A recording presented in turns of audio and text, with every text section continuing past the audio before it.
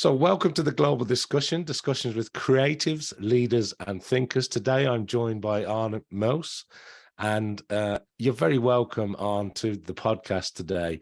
Let me begin by asking you to introduce yourself to our international audience today and tell us a little bit about the things that you're involved in, because I've got a feeling that it's going to be very interesting with all the different elements that you are involved in around the world. So over to you, Arne. Well, thank you very much. Thank you very much for having me here. It's a great pleasure and honor for me. And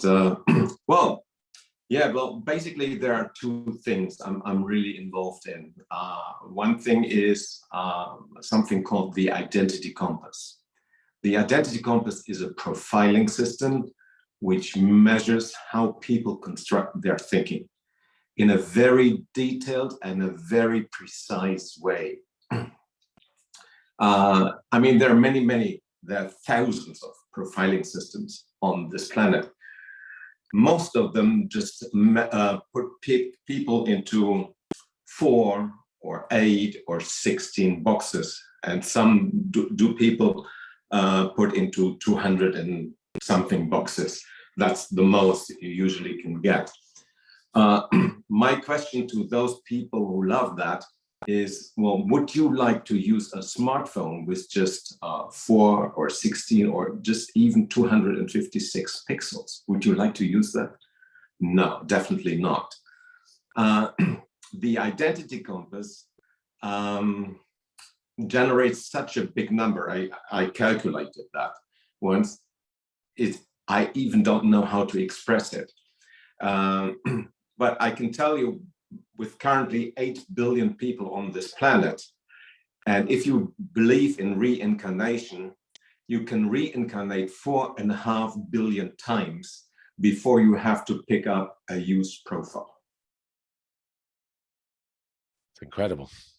And still, each of that, these billions and billions and billions and billions of profiles, you can get each of them into 20 different shades. So the actual number is much, much, much higher. That's staggering. Why did I do that? I was in computer business for a number of years, and during my professional career, I had to do or pass a lot of profiling systems. And I never found myself in those profiles. Even they were giving me answers which I thought, no, that's absolutely not you. Never, never, never. And then I came across something which I call today, thanks to Dr. Darren Stevens, I call that today cognitive intentions. And I had to do, or people were asking me to do a course about these cognitive intentions. And I thought, well, gee whiz, I haven't understood those cognitive intentions. So how can I teach something which I haven't understood? And then I remembered my teacher in physics. When we were having our Matura party, one of my colleagues asked him, well, is it true that you had a very, very bad, I don't know the English word, very, very bad grade in Matura in physics? And he said, yes, that's true. And then I thought to diminish that gap by a longer study at university. And so I started to study these cognitive intentions very, very much. And that's something I'm doing now for almost 30 years. And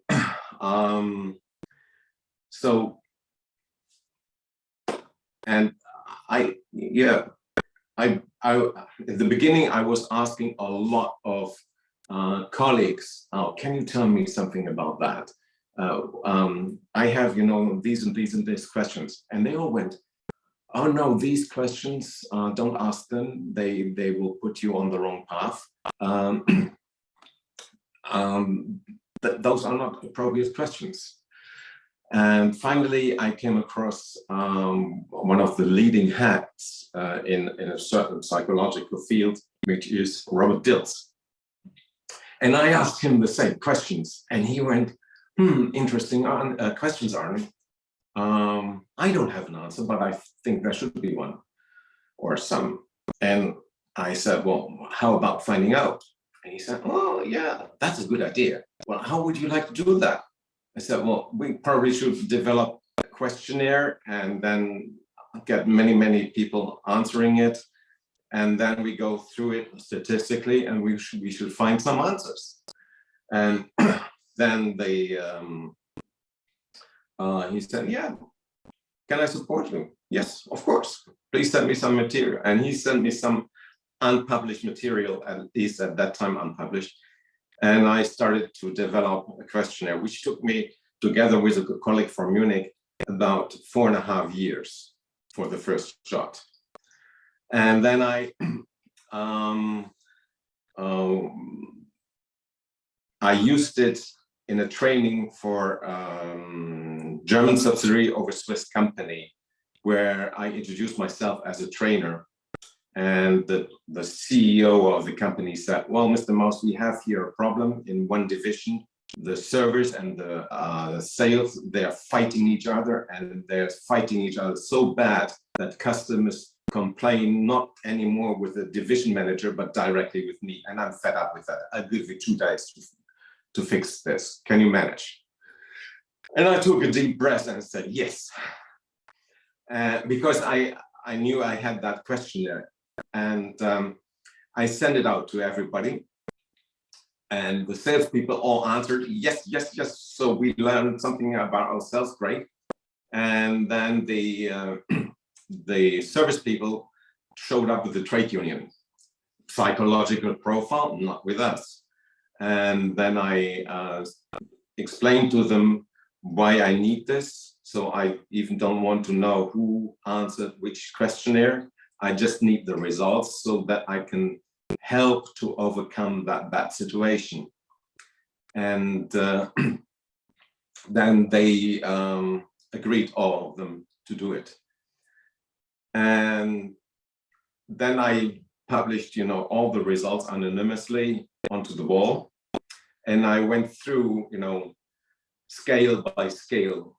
And, when there were big differences, how this person would act and react, and how this person would act and react, and how they think about each other. And when I was on the 3rd or 4th scale, they all started to giggle and said, well, this is just like with us. I said, hey guys, this is your profiles. And then they started to understand that the others are not idiots, but just people who think in a different manner. And then we made some exercises where the opposite way of thinking was an advantage. And they understood, oh, wow, they're not just not idiots, but they are also complementary to my own thinking. Wow, what could we achieve, if we work together? And the war they initially had was immediately over. And by the results, I could also see that the service was part of the problem, because the service people came up with solutions too quickly. So quite often the solution didn't fit to the problem. Just one short example, customer called up, he received a new device and it wasn't showing the options he wanted to have. It wasn't working the way he wanted it to work. And then so he called up the service, and the serviceman said, well, which device? Oh, yeah, we know that problem. Please send it in. And he sent it in, and already 1 week later, he got the device back. So they were really, really well organized. And the customer switched the device on, and same problem.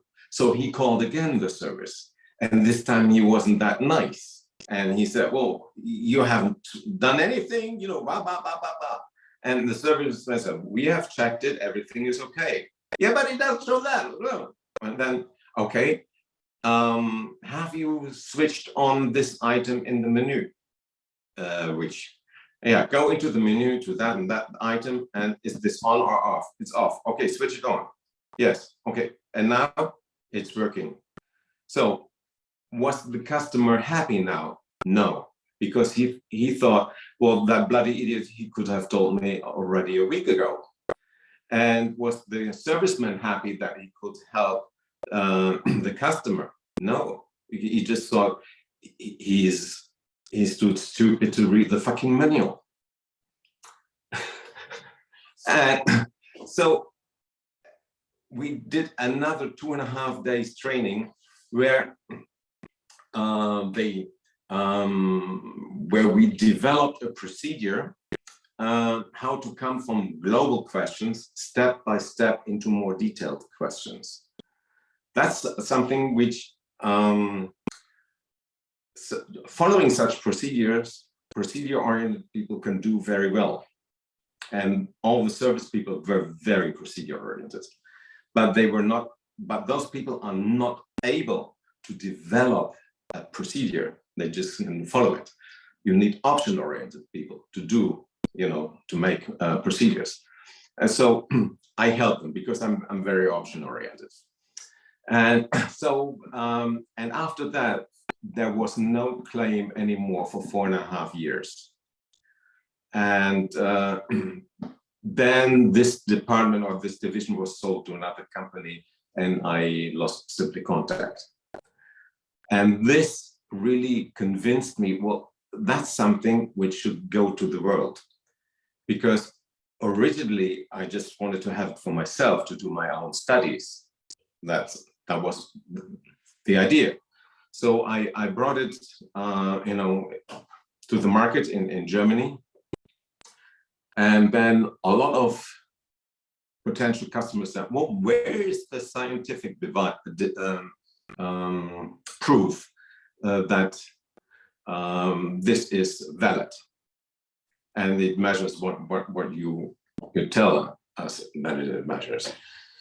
So, and I said, well, what do you need a scientific proof for? I mean, science has proven so many things, like the earth is flat, and dare you had a different opinion. If you feel it in your guts that this really matches you, then that's the best proof you can get. And finally, I was really fed up by all these requirements. So I was looking around, well, who is the #1 authority in, at least in Germany? And if he says this is good, everybody will keep their mouth shut. And so I came across Professor Ansfried Weinert at the University of the German Army in Hamburg. And I simply called him up. And of course, I didn't get through, but I got to his assistant, Dr. David Schäfer. And he got interested by what I was telling him. And then he said, well, why don't you come along and show it to me? And that was just a 20 minutes drive from my home at that time. So I just popped around and I showed it to him. And he said, well, may I have a look at the questions? Yes. And he looked at it. He said, wow, I've never seen such questions. That looks really interesting. I'm interested to have a deeper look into that. And I was, at that point, I was very proud and said, well, we have been working on that for 4.5 years. And he simply said, yes, I can see that. And I said, oh gosh, how do you see this? I mean, And he said, well, sometimes people come along and they have been working something, for 6 months, and they think they found the philosopher's stone. No, that's just rubbish. But no, this year has quality, and I'm really interested to have a deeper look into it. Well, may I have a look at the scales? Oh, interesting scales. I've never seen it that way. And then motives, influence, affiliation, and achievement. You're not talking about David McClelland. the basic motives from David McClelland, the MIT Boston. Yes, I do. No, Mr. Maus. This is impossible. It's, thousands of psychologists have tried to do that. And it's common sense in science, and it's scientifically proven that you cannot measure motives with the questionnaire like you have developed.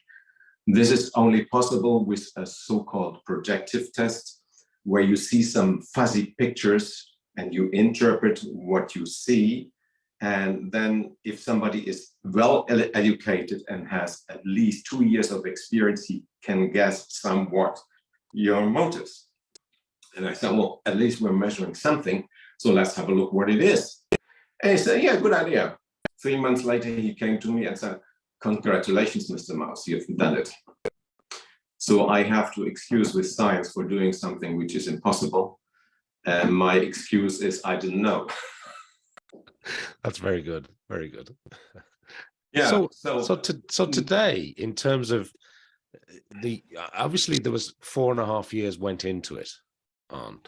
That's a lot of work. And then you had some success with that large organization.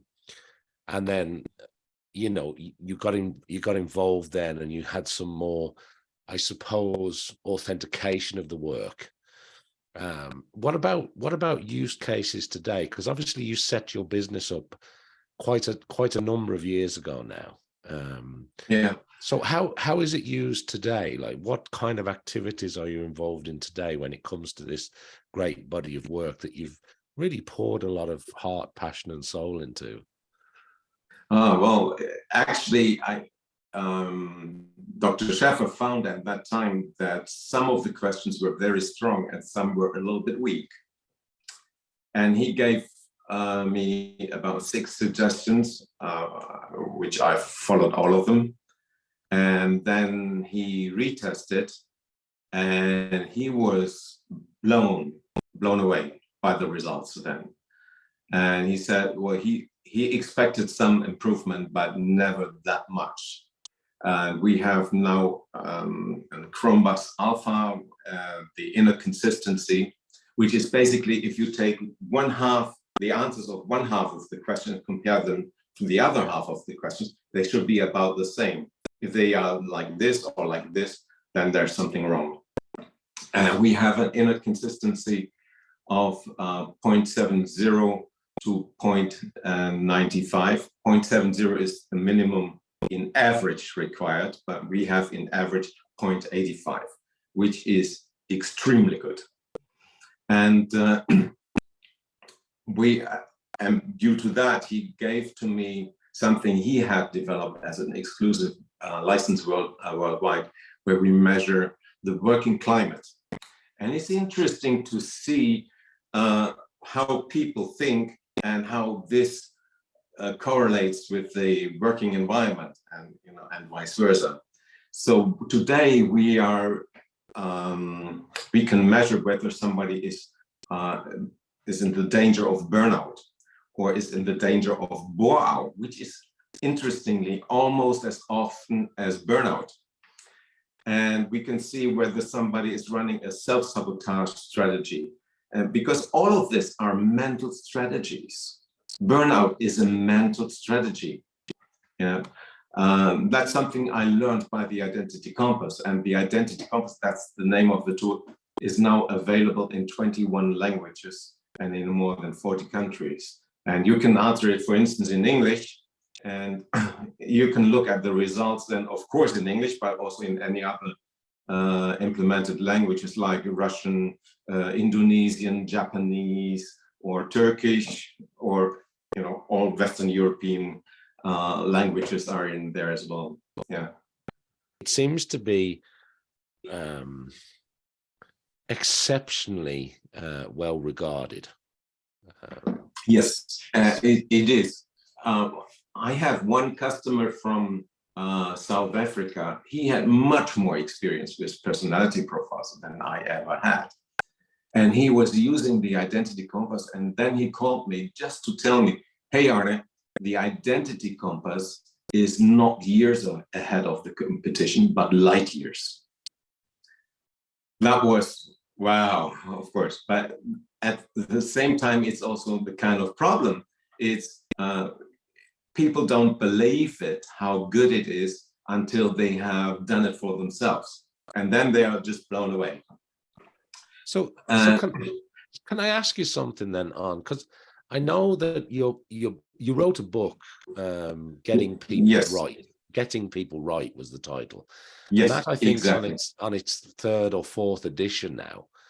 Could you maybe just spend a moment just telling us a little bit about what prompted you to write that, and what that book is about, because I think that would be interesting to our audience. Well, it basically it explains all these cognitive intentions one by one, and how they are used in day-by-day life, and how they matter in day-by-day life, especially in professional life. I wrote it for the professional context, but you can adapt all these things also for your private life, one-to-one. And I think it was an HR manager from HR director from the UK who said, we are hiring people because of their education and their experience, and we fire them for their behavior. And it's always how things fit together. None of the results of the identity compass is good or bad. It is just a compass. You are where you are, and you may like it or not, but you are where you are. And it's good to know where you are, because when you want to set direction to any place, you need to know where you are, because if you don't know where you are, you may set the wrong direction. If we both would go to London, we would have to set completely different directions, right? From the position where we are. Yeah, 100%. Yeah. And that's what the identity compass is about. And we don't, when you read a profile, it just explains the scales. It does not say, well, you are like this and you are blah, blah, blah. No, it explains every scale, and it gives you also the idea, if you want to pick up another scale, you can do. And you can try on your own, and it helps you to develop yourself. And that's one of the main targets why I'm using and spreading the identity compass. I'm licensing it all over the world to consultants and trainers, so that they can use it, and they can do also trainings in behalf of the identity compass, licensing trainings, so that you can help people to develop themselves, and that they can be the best version of themselves. And for coaches, it saves about 5 to 6 sessions, and get them directly to the point. And usually you just have 5 sessions as a coach. And when you have to find out how this person constructs their thinking to help the person, and you need all the 5 sessions, there's not much room, to support them in their development. So the result of coaching become much more sustainable. And yeah, I get that. That makes a lot of sense. And I suppose a follow-on question to that, if I can just jump in, is when you're talking on, it's making me think about the last couple of years that the world's been through in terms of the pandemic. It's making me think about the stock markets today and what's happening. And then we've got war in parts of the world, and it seems quite rocky. It isn't stable at all. And I'm just wondering on your views there, when that comes to things like, you mentioned burnout earlier, or bore out, I think was the other term that you use, which is right. I haven't actually heard that term before. And I'm just thinking about all these big organizations that were used to, big offices, everybody going in, and now they've all had to go remote. and all these departments and processes and systems are all trying to come together, that must be a real sweet spot for the identity compass. Yes, it is. Yes, and it's also, I don't know whether you know, but it's about 95% of all mergers fail. At least it's over 90% of all mergers fail. And it doesn't need to be always the Daimlers and Chryslers, where Daimler lost about 60 billion US dollars, which is a lot of money. Grandma has to do a lot of knitting for that.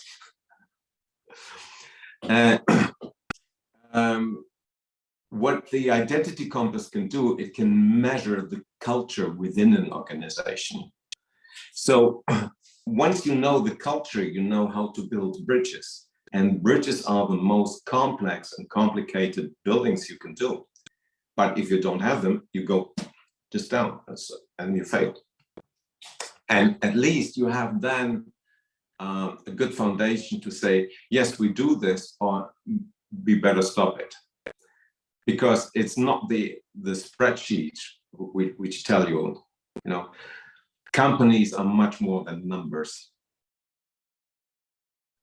Yeah, I love that. And I love the idea of measuring the culture of organizations and building those bridges, because it's like, back to your earlier example when you're talking the difference between the sales department and the service department, building those bridges internally within an organization makes a huge difference to the bottom line of a company when things start to work correctly. Exactly. Yes, exactly. Yeah. And that's the idea. And it's always been one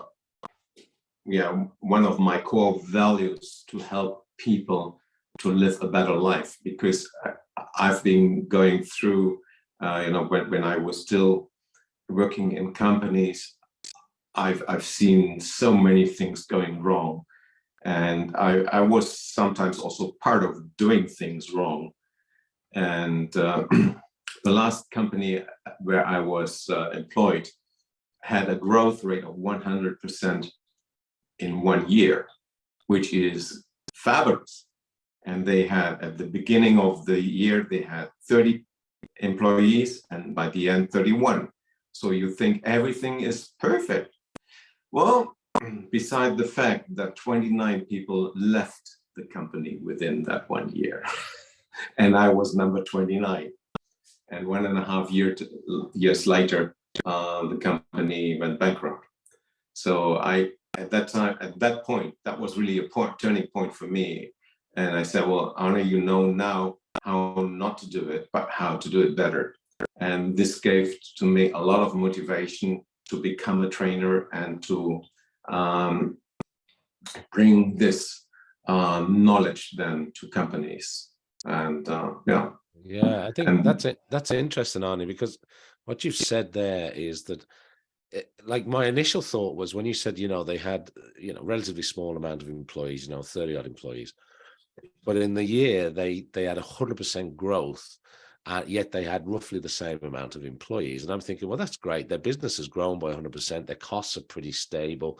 That's really, really good. But it's only when you say, yes, but they turned over the vast majority of those people, and within a few short years, that culture had killed them. Yes. So it's a short-term win and a lot of long-term pain, Yeah, right. Yeah. Right. Well, look, I want to change gears just a little bit if I can. Because you touched on a few things. You touched on burnout, and you've talked about, helping people. But from a health perspective and from a doing good perspective, whether that's your own health, your own well-being, or helping others around the world, I know you're involved in some other things there. So could you maybe share a little bit about that as well, if you don't mind? I'm happy to do so. I'm part of a team which is called Positive Global Change, and the name is Program. This was founded by a person which I admire very, very much. Her name is Dr. Ángeles Muñoz, and she's Spanish, and I met her in Germany when she was living still in Germany. And she is a kind of mentor to me.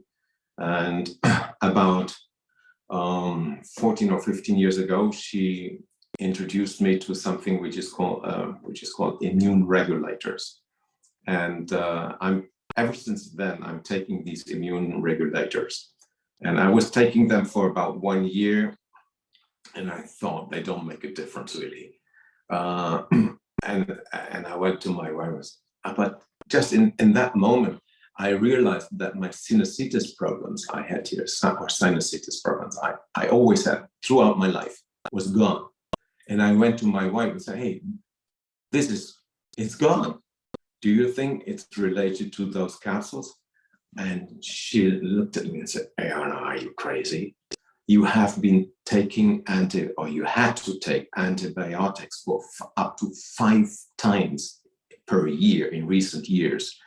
And the entire last year, you not once. I said, oh gosh, you're right. And this is now 14 or 15 years ago, and I still haven't.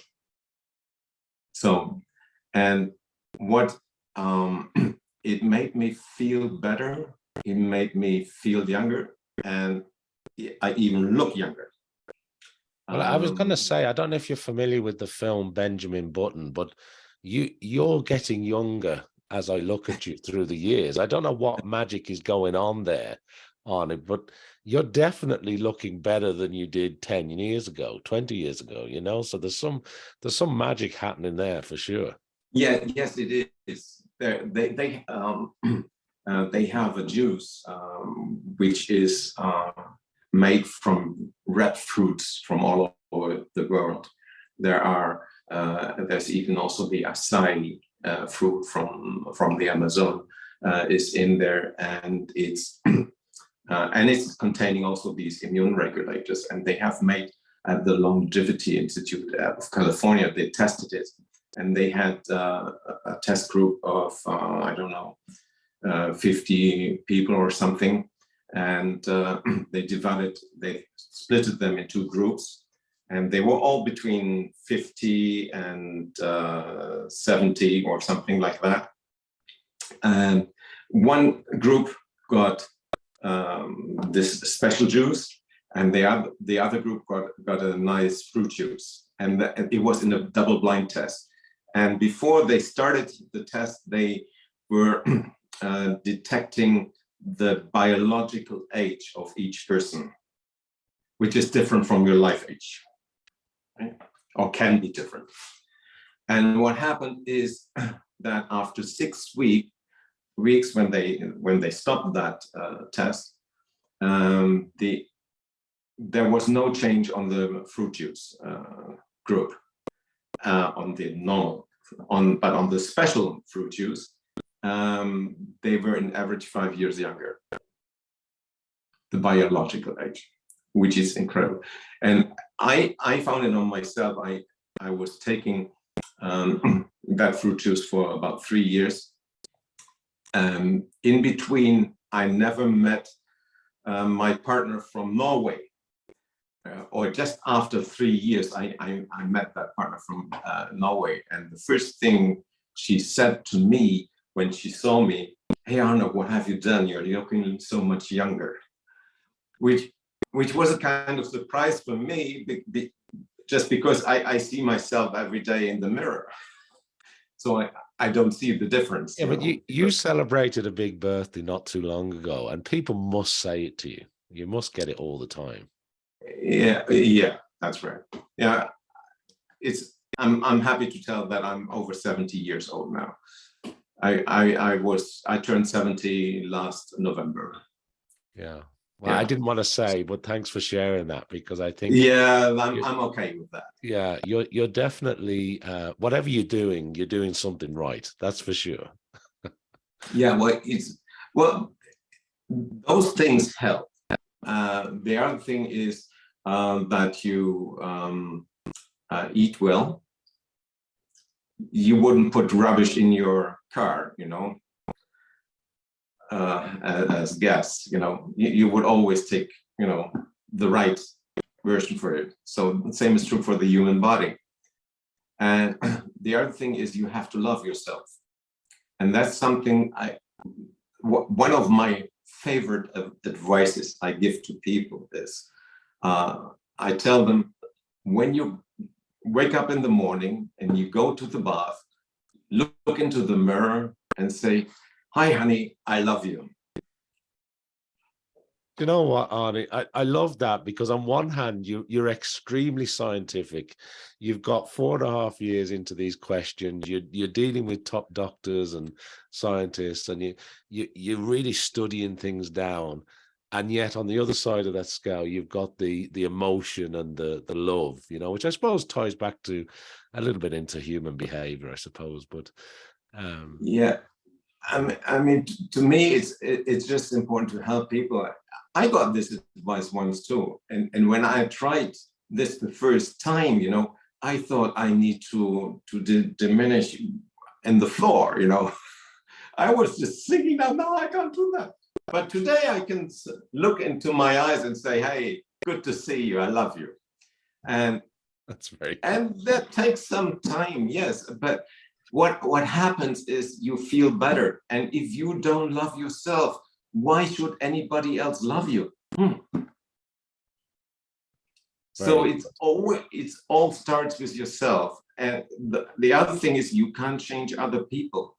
I mean, if you consider how difficult it is to change yourself, you can start to understand why it's so difficult to change other people. It's impossible.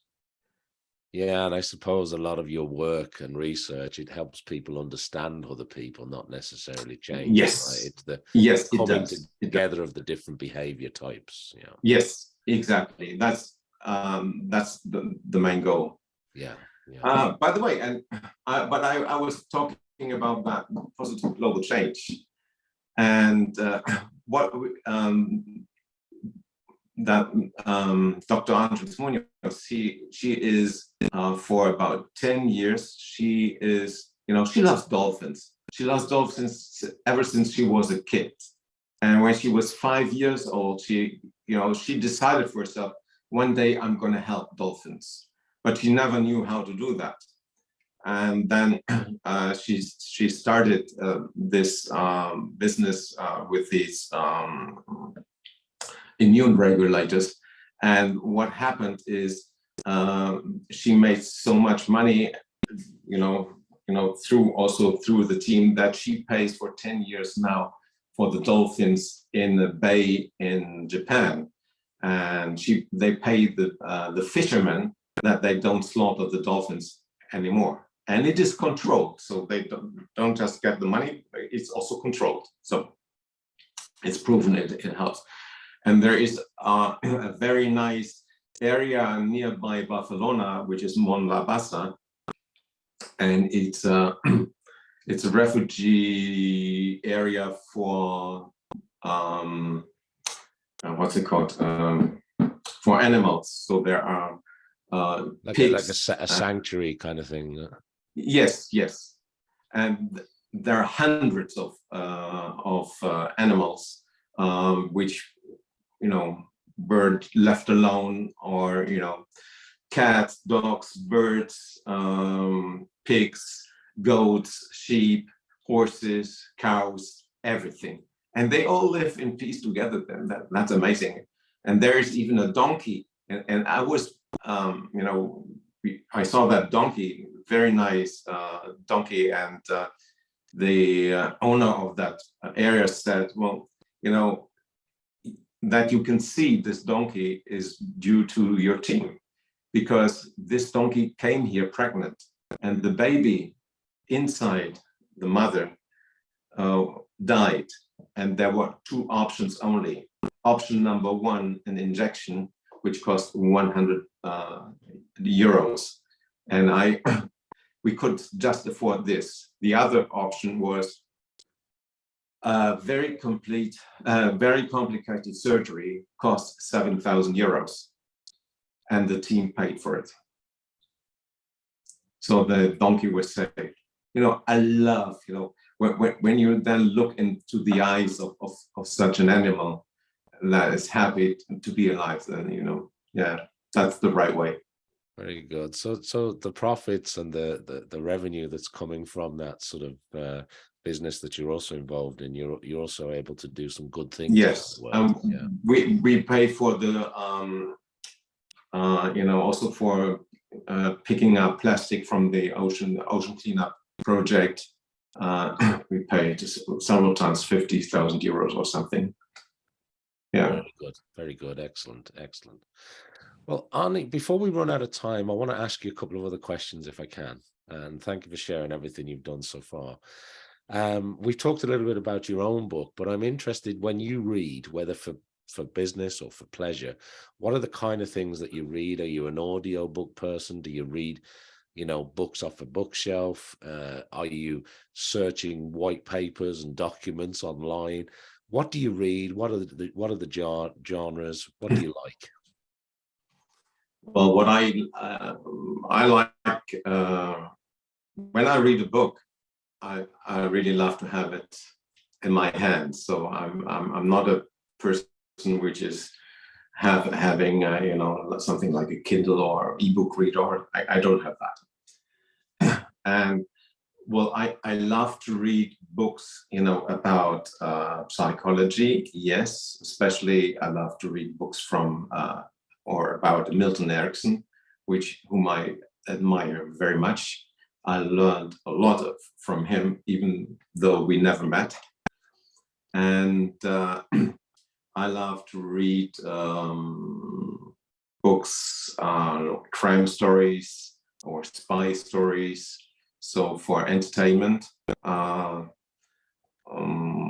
yeah. So Very good, very good. So you're like the physical book. You like to hold the book. You like that yes, sort of yes, experience, and it seems to be a mixture then of the psychology, and I suppose also a little bit of the keeping the mind ticking over with the crime genre. yeah, sure, Yeah, yeah, yeah. yeah. I think you're not alone there. I think that's a very popular genre for sure. When you look over your career and your life to date, Arnie, are the people, there must be people, you've mentioned some great doctors and some very well known and well respected people already, but there must be people that you really admire, that stand out to you, that you really look up to. Who would, what would those kind of people be to you? Who would they be? It would be Dr. Andres Munoz, yes. And I really admire also my wife, which is we are very, very happy together because we share the same sense of humor. So we laugh a lot, and and we love to.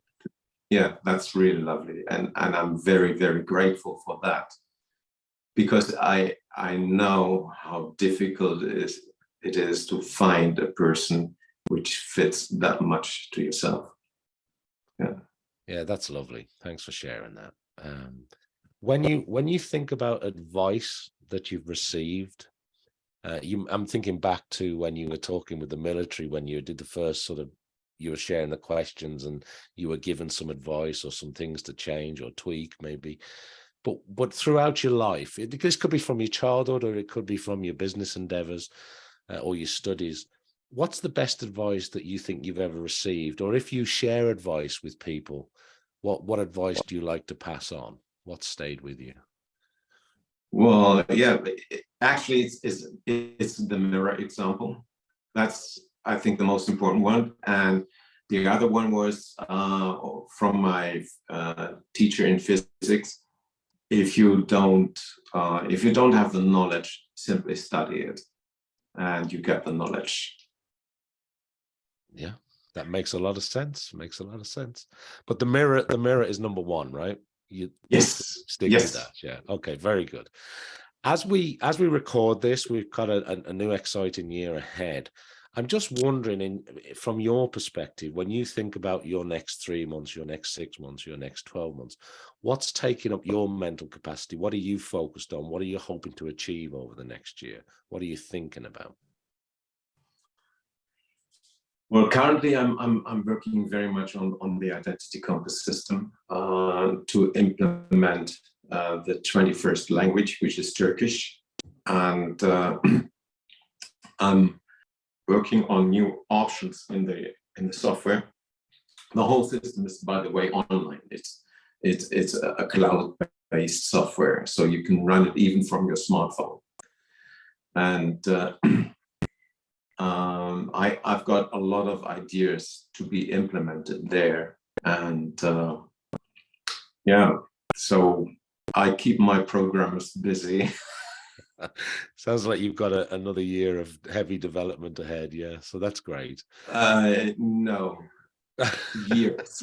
Years. Yeah. Very good. Well, look, go on. There are the ideas I originally had for the identity compass.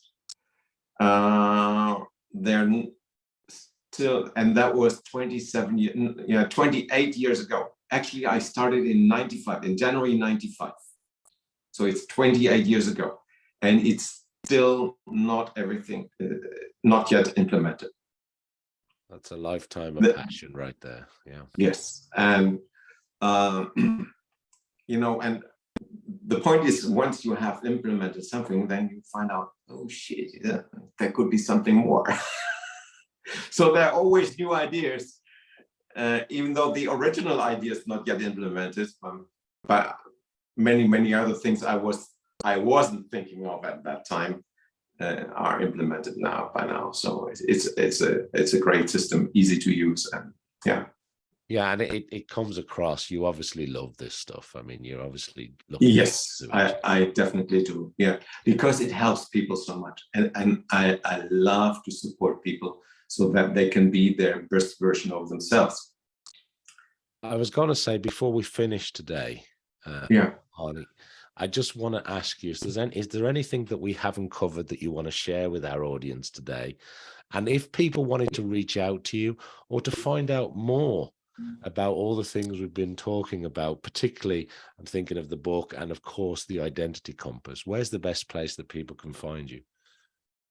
Probably best my website, identitycompass.com, and you can even download there for free the chapter 8 of my book, which was written by Dr. Darren Stevens from the UK, by Barbara Walter from Germany, and by myself. So that was a corporate work, or cooperation work, and we had it shows you the level of adult development, which we can measure also with the identity compass. So the awareness quotient and the thinking quotient, and he explains it a little bit about it. And you can download that chapter 8. That's the main difference between the 3rd and the 4th edition of my book, is that chapter 8, that new chapter 8. And you can download it for free. Well, that's great. So people should head over to the identitycompass.com and check that out for sure. Yes. Yeah. Very good. Well, look, Arne, that brings us nicely to the end of this episode today of the Global Discussion. And I want to thank you for being here today, and to our audience for watching or listening this episode of the Global Discussion, and to ask people to like, follow, subscribe, do all the normal things you do with a podcast. We certainly would appreciate it. And I hope that people tune in again to listen or watch a new episode where once again, we'll talk to creatives, leaders, and thinkers. And all that's left for me is to say thank you very much indeed, Arne. It's been an absolute pleasure to catch up with you again. Thanks for your time today. Well, I thank you very much. My pleasure.